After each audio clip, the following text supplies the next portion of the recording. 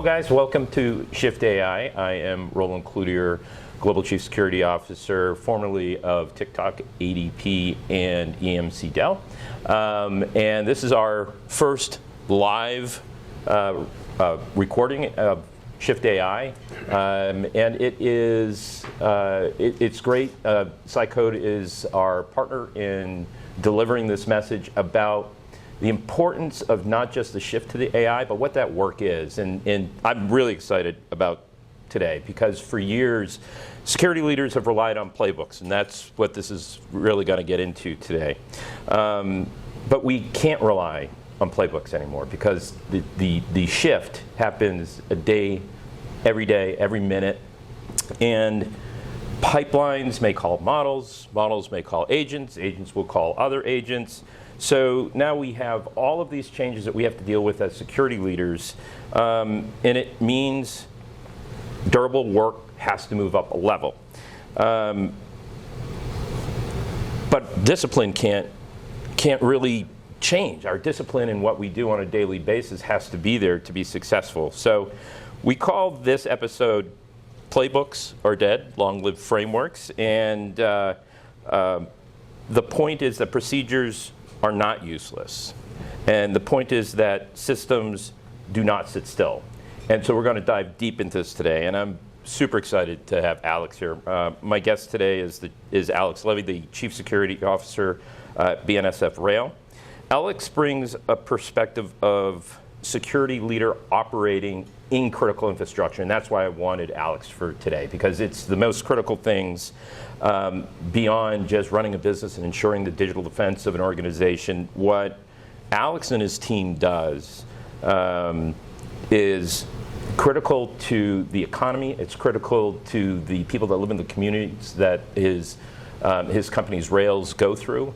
It's critical for many reasons. And his recent writings on entropy and honesty is what caught me. And it argues that the old assumptions of predictable machines and unpredictable humans no longer hold. And I quote, "The idea is a perfect starting point from my perspective to jump into this question of if AI makes what we do for a living less deterministic, what frameworks still deserve a permanent place in our programs and in our operating models." And so today we're going to talk about AI code and pipeline posture. We're going to talk software supply chain, security engineering. We're going to go all over the place with Alex today. So Alex, thank you for joining. I really appreciate it. You're very welcome.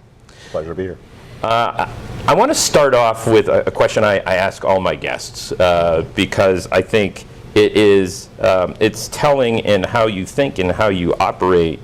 But what is, before you have your second cup of coffee, that first 30 minutes of the day, what are you looking for, in your day to get it going, to start your job?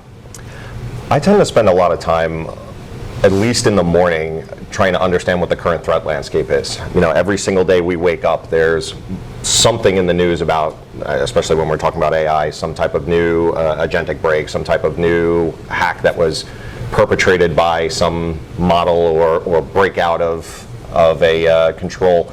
So I spend the first half hour of my day just catching up on the things that happened overnight.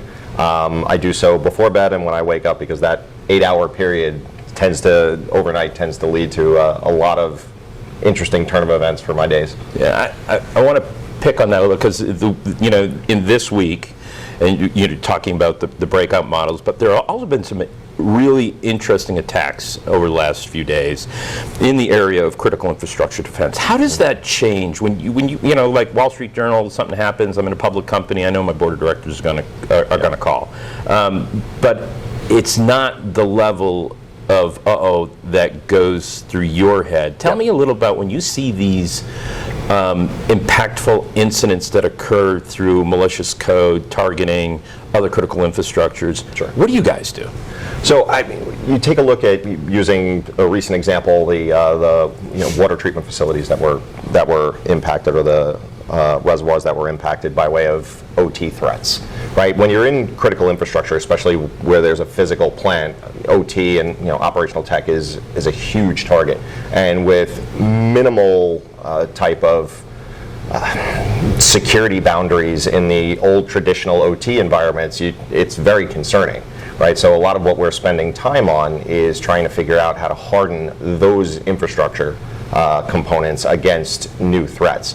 What was old is now new again.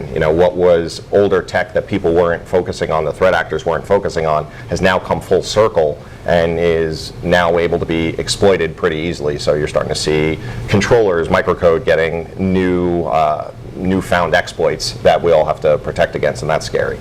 We're going to get to that because I want to get into this discussion about advancing pipeline defense when AI is used in OT environments as well. But first, you wrote that the machines used to be the predictable part of security. So when did you stop thinking that was actually true? So in the last year or so, I'd say the whole notion of standardized configuration management and deployment pipelines that were predetermined gave you a deterministic output of what your compute environment actually looked like. And you could predict how your servers would function, how your applications would function within a constrained environment. That's no longer the case. You've always had that control over your server environment, and now there's entropy everywhere because when you have controls being put into the hands of models and agents who are effectively reasoning, they are changing that entire dynamic. So there's now chaos on both ends of the spectrum. You used to have just chaos with the human aspect of it. Yeah. Now what was previously controllable aspect of it is no longer. A lot of people don't probably know this about you, but you're not like someone that came out of the CFO office or the audit office. I mean, you're a by God engineer, right? Like you came from cyber engineering, you're still an engineer. How has this shift to AI as like the engineer in your heart, and you lead all the functions now across your portfolio of programs, but with your engineering teams, how has this changed how you look at your engineering teams through the use of developed code specifically for AI? So some of the trends that I've seen is an over-reliance on AI, especially by our developers and developers everywhere. It's something that I think every company needs to be cognizant of. If you were to run let's just call it a simulation where after your developers have been used to vibe coding for 3 months or 6 months, take it away for a day and see what happens, right? You're going to create a tremendous amount of chaos in your environment because people had been coding for 20, 25 years, forget how, right? Yeah. Because they become so dependent on it. So if you think about less about the tech and more about the human risk side of things, that's a big concern that people need to be cognizant of. Let's get into the playbook discussion a little bit. Like, what's the difference between a playbook that decays and a framework that compounds?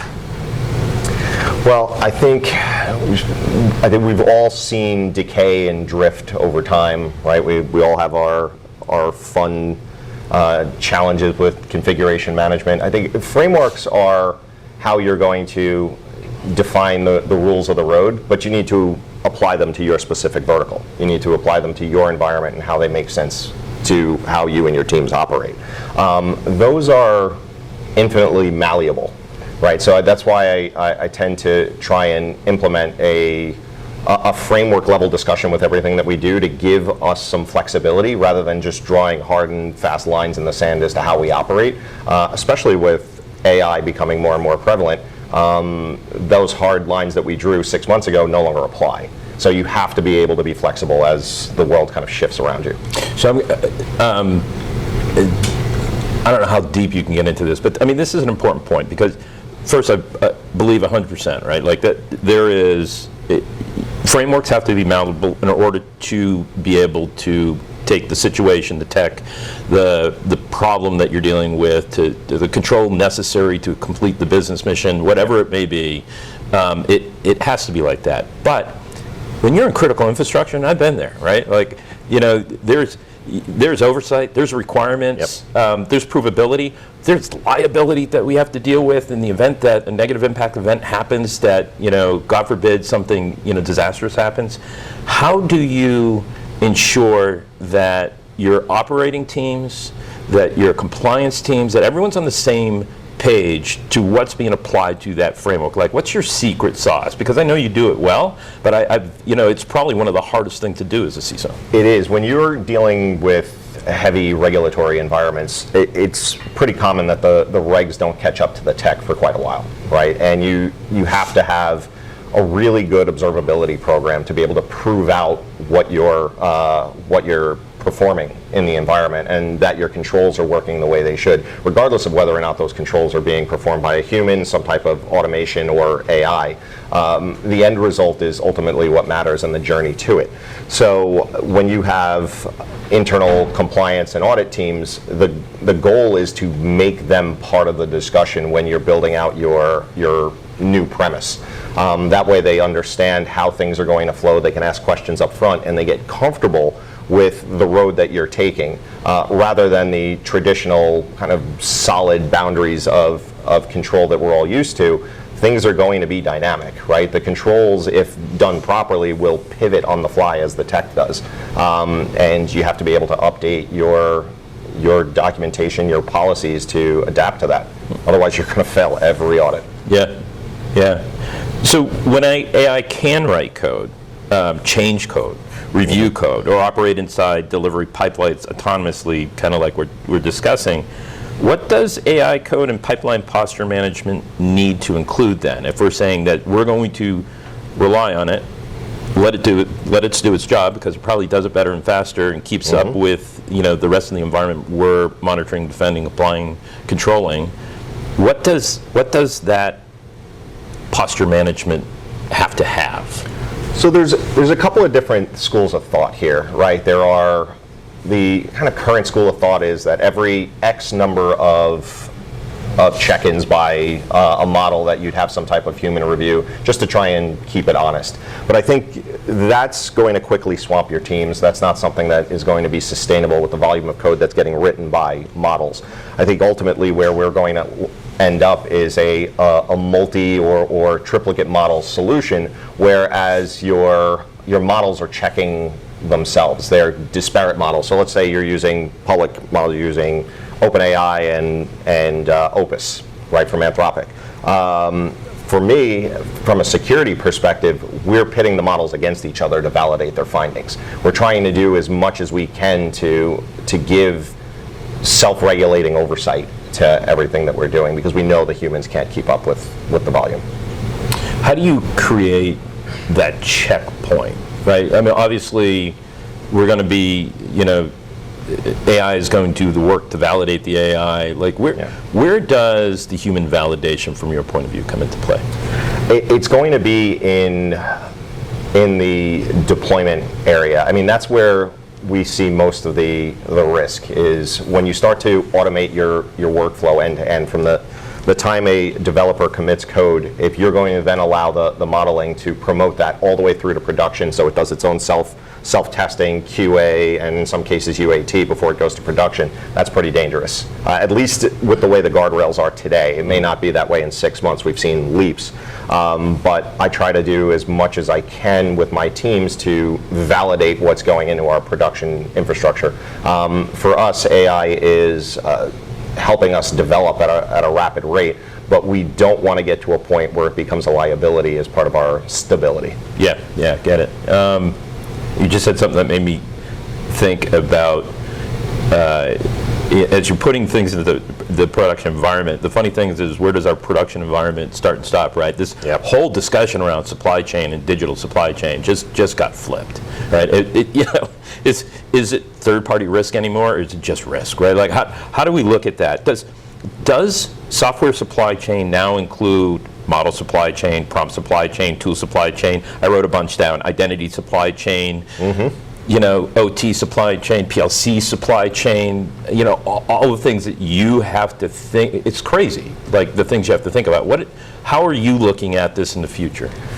TPRM has expanded, all right? If you think about third-party risk, unless you have complete command and control birth to death, it's third-party risk, right? So that entire area has grown. If you're going to use models from Anthropic or OpenAI or Google or whatnot, you're going to be at the mercy of their capabilities and their availability. So if you start to build that into your workflow and into your production lifecycle, then you also have to build the resiliency around it, right? So we all saw what happened with Fable, right? It was released and then 13 hours later was unreleased. So if you're relying on these third-party models, at any point they could potentially disappear, right? So you need to build for resiliency, right? That's what the big kind of push in AI is we all know that vulnerability management's kind of at a crossroad. We can't patch nearly as fast as the vulns are coming out. So the discussion for how we manage the environments going forward is really a discussion in blast radius mitigation and resiliency. Yeah, well, let's talk about resiliency a little bit. I'm kind of glad you brought it up because, I'm a converged CISO. I've been doing resiliency and trustworthy defense for a very long time, but it means something different with freight rail, right? Yeah. What does, from your perspective and your job here, and the criticality and sensitivity around that, what practical terms, how does it differ from, you might have people here from banks, from retail, from software companies. Sure. Very different than what you do. How do you look at it differently now that you're in C? So, coming from financial services for years and years, I looked at it through a very specific lens, and that has changed dramatically for me since joining the railroad. And I did not have an appreciation for the gravity of how much the transportation system is the backbone of everything that happens in the country. So if you think about every commodity that exists, at some point it moves by rail. If you think about food on the shelves and goods in the stores, all of that moves by rail. For every train that we run, we're taking 300 trucks off the road. You think about thousands and thousands a day, it adds up pretty quickly. So you think about that from a criticality perspective. If we were unable to move trains or ship products or otherwise, it's not only catastrophic for the consumer, it's catastrophic for the economy and subsequently the economies of many other countries, because everything that we purchase as part of our overseas purchasing programs, all of that gets shipped coast to coast by rail. Yeah, the downstream residual risk that you have to look at to make the decisions you make on a daily basis goes so far beyond rail and the fact that you operate only in the United States. That's not true, because the risks go so far beyond it. Yep. that it's really impactful. It's such an interesting space to be in, man. It's really a lot of fun. Nerve-wracking, but a lot of fun. We have 30, 40, 50 countries worth of products that are coming in every single day, and they all rely on us to be able to deliver to the end consumer. Yeah, it's funny. We were talking before this event, but I always wanted to do rail. Like, I always wanted to have that that ability to have such an impact in this mission space, because it's one of the few jobs where it is. Every town, every state, there's a mass impact, and it's fantastic. I want to get into maybe you talked about earlier. We have to start being okay with things changing and be malleable and graceful failure, I would say. How do we think about that? So you argue the question is how contained the blast is and how fast you see it, right? That's kind of how you put it. What telemetry controls or evidence processes have become non-negotiables? They just have to be there. We have to implement it. Well, all security tooling that we use is mandated as we roll out, whether it's container visibility, edge protection, so some of the normal aspects that we've all been working on for years. But I think one of the areas that is completely non-negotiable and you can't be really flexible on is identity. Right, and we've all been talking about identity as a perimeter for years and years. The cloud discussion really brought identity as a perimeter to the forefront. But now identity is the gating factor when you start looking at agent and agent usages. If you're permissioning your agents, what can they get to? What kind of damage could they cause if they create some type of maelstrom in your environment? The only real lockdown capabilities that exist today are identity based, right? So we really should be focusing on making sure that we are permissioning our agents and our agentic workflows as minimally as possible. I mean, we've all been talking about least privilege for 20 years. It has to happen now, otherwise the damage can be pretty catastrophic. Yep. I want to jump into culture because this is such a huge culture change. And I mean, you've served under a great leader. You're a great leader. I know you believe culture is critically important to setting the mission set in the mindset. How do you build a culture where someone can say, I think I just did something risky with an AI tool. Can I get help fast? Like, how do you set the expectation that it's okay to fail? We have to live, especially in security, we have to live in a blame-free society, right? It's fix the problem, not the blame. So you want to spend as much time as you can kind of drilling that into the workforce, not just within your tech organizations, but everywhere. As AI is kind of proliferating every business unit and every company, people need to be willing and feel comfortable to speak up when they believe they've made a mistake, even if it's a false positive, right? You want to create that culture. We started doing that with spam years ago when people would start reporting it. We got people pretty good and paranoid about spam, and that's it took some time, but we got there. We need to get there with AI as well. Yeah. All right. Let's talk about our people, our teams, because we're accountable to making sure we have the right resources in place to do the jobs we're asking them to do. And over the next 24 months, our organizations are going to dynamically change. Yeah. I'm going to ask about what skill sets, top 2 skill sets in a couple different areas. So first, because you're an engineer at heart, security engineers, what are the top 2 skill sets they need to have?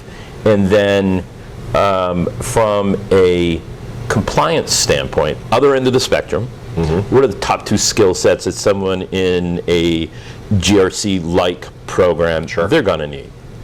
So on the engineering side, I'm looking for people who can do kind of hunt and dynamic defense, right? We need people who can really work to generate and identify patterns of bad behavior. Well, in this case, it's not human bad behavior. It's model behavior. So we really need people who can help build and hunt for problems in the environment and build observability. Those that would be working within our pipelines to see different potential problems that arose. On the GRC side, people who understand how to work with regulatory entities or audit and compliance teams to really frame out what the new world is going to look like from a policy perspective. Policies and standards are going to become very fluid. I think we've all seen in larger organizations, you take a look at a policy and the last time it was updated was 2019, right? And that's because many things haven't really changed from an overarching standards perspective in that time frame. There may be protocol, cipher strengths, little things that change, but the general overarching policies haven't really adopted too much change in the last 7 or 8 years. That's all going to change. Right, so the notion of humans being in the middle of everything, having to, I'll give you a perfect example of a change. We start talking about vulnerability management. How many people have their environment set where you test your patches in dev before they go to QA, before they go to production, and you do A/B testing? Well, maybe that took a week and a half. You don't have that kind of time anymore. So your policies need to shift to allow for things that are significantly more dynamic. Yeah, this is the most exciting. Actually, when I think about work that can change now, this is one of those areas. Because the problem is we create these policies or these frameworks or these guardrails, and then the dev organization has to go figure it out, and then you have to have a meeting with an engineer, and then the compliance people have this. And like it takes weeks to get an answer to go to market. We're going to be able to allow our agentic workforce to do that on behalf of our internal customers, right? And so I want to stick on the workforce question for a minute, because I think it's just so critically important we get this right. If we have N number of employees, but we're going to have N times 10 or N times 100 agentic employees in the future, how do you look at the future organization of the organization itself to be able to accomplish that? It's a great question. I mean, I think we're going to end up with more and more skilled engineers and less ClickOps and process-based people over time. And I think that's just purely because we need engineers to be able to keep up, right? We need people to design methods of keeping up with the sheer volume of output that's occurring. Human-based controls in a year or 18 months, not really going to be a thing anymore. The only way you're going to be able to sustain at the rate the models are improving is to be able to have engineers building compliance guardrails and a bubble effectively around your environment. Yeah. We're talking about frameworks here and controls and models and different parts of it. From a framework perspective, what security frameworks have survived contact with AI, and which, you've just talked about some that are kind of ceremonial at this point, but like, what in your mind, and as you're looking at all the things you have to manage, what frameworks you're saying that's lasting and we can just apply AI to it? Give us a hint of what's going to be lasting out there. I don't know that there's necessarily one particular framework. I think there's pieces of different frameworks that make sense, that are going to make sense in different environments. Like if you take a look at, we keep going back to vuln management, but it's topical. Take a look at just in the last, I think it was 3 months, the change from patch everything all the time to focusing on the known exploitable vulnerabilities, right? When you start to read into all the different frameworks, they're going to adapt as well. They're going to have to. We're going to see them chip away at things that are way more agentic friendly and specific. So I can't say that there's one that will permanently last as a whole. I think you have to look at them as exactly what they are, as kind of tools in your toolbox, and say, I'm going to pick this from NIST or this from ISO 27001 or whatever framework you want to apply and make it topical to you. Since you brought up NIST, and I know you have a great respect and reliance on it, especially what you're doing today. Oh, yeah. Where do NIST's SSDF or CSF style practices still help? And where do we need them to change into a AI era kind of model?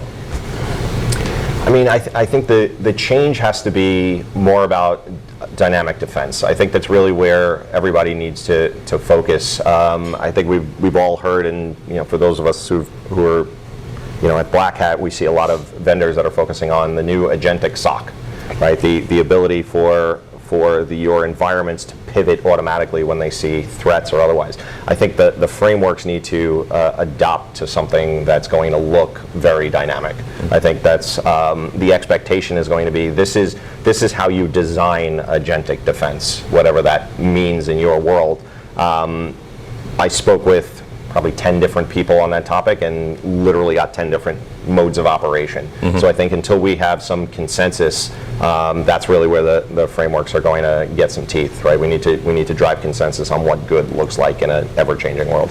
I think I love this concept of an agentic SOC. I mean, the reality, it's going to have to happen. Whether we segment just out the detection and auto defense capabilities into separate platforms, the only people I know that have done it 100% is, of course, the model companies, right? Like, so I think Anthropic has done their own 100% AI SOC. How long do you think it's going to be before organizations your size are able to move to even greater than 75% agentic SOC? So we're already greater than 75%. We've been focusing on it solid for a year at this point. And it really comes down to thinking about the triage aspects of the mass of alerting that we get, right? Previously, you'd have SOC full of 10 to 200 people, depending on your size, reviewing all the alerts that come through from various different observability places. Pulling the data, running your calling SOAR, and honestly, it was never truly efficient, right? If you take a look at 99% of what comes through is generally noise, right? And if you have that data over, let's say, 2 or 3 or 4 years you've been collecting in your SOC, this is the output of humans' work at looking for noise. That's what you should be training your models on, right? From there, you're now allowing your model to say, this is what's actually relevant. This is what's relevant for my environment. These are the type of attacks that we see. This is what you should be looking for. It can then subsequently autofill it. What's that integration look like with CTI, though? In what way? So when you think about threat intel to inform it on a more consistent basis, how do you see that working? Is that an automatic integration that allows the models to redevelop themselves daily? So it's just another data point, right? So we take all the OSINT that we can possibly get, feed it in addition to the work that our analysts have done over time, or the work of some of our MSPs, right, who've also helped in doing triage, and we use that as a constant flow. And then we have our traditional SOC analysts doing revalidation and verification of the work that's been done by the agentic agents to double check. It goes back to what we were talking about earlier, is the human in the loop that's doing the validation. They're there spot checking on a very regular cadence the assumptions that are being made by the model. And it's not just one model. We purposely have different models trained on different INT that then clash with each other purposely to make sure that they are agreeing on what the criticality of a particular finding is. And all of this, the agentic work, the migrating our organizations to become AI literate, it's just more and more code, right? Yep. How are you managing that explosiveness in code manufacturing, whether at machine speed or otherwise? How are you looking to be able to get on top? And we're all going to the same place, right? Zero defects, a couple of years out at the time of development. But what's your path to get there? I mean, right now it's trying to make our pipelines as secure as possible, right? I think the biggest challenge that we have is not with our tech organizations, it's with the citizen developers, right? Our normal SDLC workflow is pretty structured, pretty rigid from a security controls perspective. We have a good feeling as to the visibility and safety of the code that's getting pushed to production. We have to. But when you start to look at other areas of the organization who are utilizing AI, they're not necessarily going through that workflow, right? You start to have people that are vibe coding from your HR teams or your legal teams. They're not developers. They aren't really expected to understand what a good, development workflow looks like. So the question really is how do you train them to think more like a developer and to take security into the equation? Those are the real risks that we're seeing, is how do we prevent accidental leakage or accidental vulnerability creation by people who are functioning as a developer but aren't. Yeah. That's an interesting concept. Okay, last bifurcated question, I promise. Sure. So we have accountability for the entirety of the organization specific to code defense and code development, including in our supply chain, right? So let's talk just a little bit about your approach to AI supply chain, because as a CISO, you have to think about it within our tool sets as practitioners and what we're doing. And you mentioned MSSPs, and there's a lot of different things that are using AI that we may not have care, custody, control capabilities, enforcement actions, total visibility into. And then we have what's coming into the business, into our production environment. So how do you look at, what's the one question for each of those scenarios, our own tool sets and what's coming to the business, that every CISO should ask their AI providers? The first question I'd ask is, well, what models are you using? Are they open and are they contained within your environment? Are you running your own models, or are you relying on a third-party provider? It's the age-old TPRM question: is where is my data going, and how are you policing it? I think we've all seen data leakage by way of a third party. Unfortunately, it's more the norm these days than it should be. And unfortunately, I don't know that that's going to get any better. I think you start to have the contractual and indemnification discussions with your vendors, but that's little solace to a company whose data has just been leaked by a third party. I don't think right now there's a really good answer. You can ask all the questions. What providers are you using? Are you running your own models? How are you ensuring Guardian command and controls around your models? But the end of the day, it's always going to be lowest common denominator, and that's where your risk is. Yeah. All right. Last question then. If a CISO had to retire one static playbook next week and replace it with a living framework like we've been talking about, where would you tell them to start? Ooh, that's a good one. Static framework, I think, is going to be probably around the discussion of human-based coding, peer-reviewed coding. If you think about all the expectations that many of us have in our development orgs for peer review of processing and whatnot, it's just going to be a time sink going forward.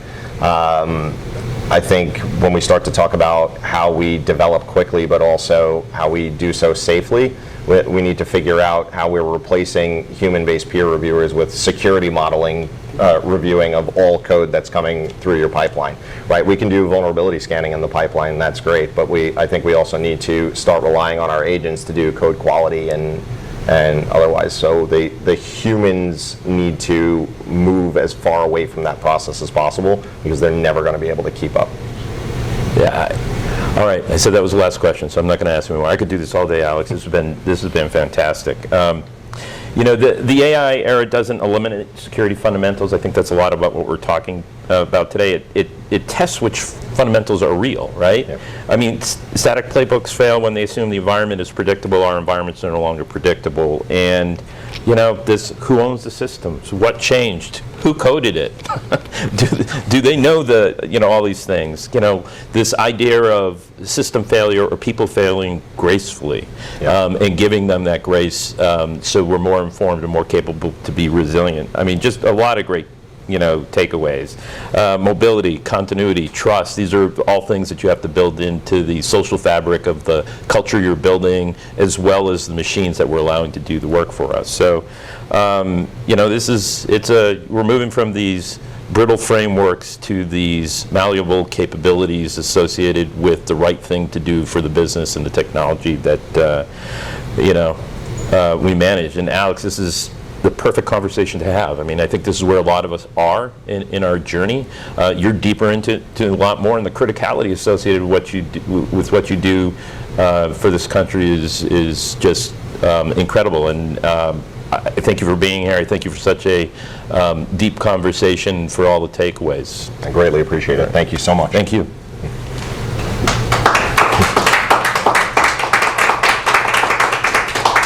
And we're out. Just kidding. That was awesome, man. Yeah, thank you. That was fantastic. And that was only about like half the questions I gave you. The rest I Yeah. just made up along the way. So that's even more. I'd rather just wing it. Any questions from anyone in the room? I mean, like we were going to do open Q&A, but didn't. We decided just before not to do it. But happy to take a few questions if anyone. If you have a AI doing peer review, who gives it the context for what they're reviewing? So business context is something that we've built into a lot of our models. So basically understanding how we operate and what makes sense for our environment. You just have to build that as part of your flow, right? So if they're going to take a look at context, they also have to understand the application that it's looking at, whether or not it's going to be publicly available or not, whether or not it's going to handle certain data classifications. All of that needs to be built into how you've trained your model, so it understands what it needs to look at and the specific criticality. It's always constantly evolving. We're certainly not perfect. Nobody is perfect at it. We try to still do human-based reviews wherever possible, but within a year, the amount of code volume has gone up 20x. It's just not going to be possible. You have to start getting your models to understand what your environmental guardrails should look like, and then start hunting variances. Do you see a convergence on the type of standard controls and data types handled and attributes that are common across different applications in your environment that you're sharing? So I think when you start to talk about data governance, right, and you talk about the individual criticality of that data, your data classification is going to be key to how you survive. Without having a good data classification model, your AI agents aren't going to really know how to handle certain types of data. They can make guesses, right? We've all seen them make guesses as to what the criticality of something may be, but that may not be applicable to your environment. There are a lot of fundamentals that we've been struggling to get done for 20 years. Like, how many companies truly have a perfect data classification model? None, really. But AI can both help and hurt that dramatically if you don't focus on getting those fundamentals right now. Your identity fundamentals, your data classification fundamentals. You have to get them right, because it's not going to reason in a way that you're expecting, right? If you haven't built that baseline, it's going to make it for you, and it's going to be wrong. All right, now I get to ask a question too, right? Sure. Okay. So talk to me about APIs in this space, because we've sucked at it for so long. And if you look at identity data, I think another one of the core pillars or the core corners of AI constructs is going to be APIs. How do we fix what wasn't done for so many years on discovering, validating, ensuring authentication with them is appropriate, what type of data should and should not be going over that API, Yep. like all the things that we never built into it, now we have to go find them and fix them. How are you guys going to do it, or how are you thinking about it? I mean, it's a really great question, because as you start to do more and more with AI and agentic coding, you're going to see that the large monolithic applications are starting to wane, right? You're really starting to get to a point where everything is, are more microsites and whatnot. And as such, you're starting to get more targeted APIs per function, right? Because you're not building these giant apps. You're building modules for a framework. That's kind of the best way to put it is now when you're building out something that has an API endpoint, you need to make sure that you're focusing and scoping that particular API endpoint to just what it should be doing. That gets harder the bigger the app is and the more an individual API is expected to do, because now you have a very robust RBAC problem that you have to deal with. If you start to build more microcosm type of APIs, you can better control what that singular endpoint can do. I think the days of giant single-purpose APIs with command lists 10 pages long that you need to source from, I think they're going to start going away. Yeah. Not to mention the fact that when you start thinking about model context when you're building these big apps, you get more failures the bigger and wider you go, so it's better to be more targeted as you're building. Yeah. Cool. Any more questions? I mean, we got them here.